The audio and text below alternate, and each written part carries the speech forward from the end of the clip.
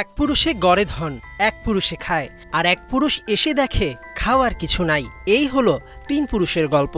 কথায় আছে, ক্ষমতা আর সাফল্য চিরজীবন স্থায়ী থাকে না। ইতিহাসের বাঁকে বাঁকে রয়েছে তার অনেক প্রমাণ। এক সময়ের বহু দাপুটে ক্লাব পারফরমেন্স ধরে রাখতে না পেরে হারিয়ে গেছে অতল গহ্বরে। 5 বারের premier league title holder Bashundhara কিংসের অবশ্য সে সময় আসেনি।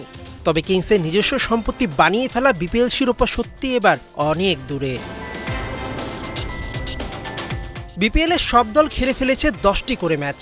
9 জয় নিয়ে সবার উপরে ঢাকা মোহামেডান, 7 জয় নিয়ে 2-এ সাদা কালোদের চিরপ্রতিদ্বন্দ্বী ঢাকা আবাহনী, আর 6 জয় নিয়ে 3-এ বসুন্ধরা কিংস। শনিবার কিংস অ্যারেনায় বিকেল 5:30টায় মোহামেডান বসুন্ধরা ম্যাচ।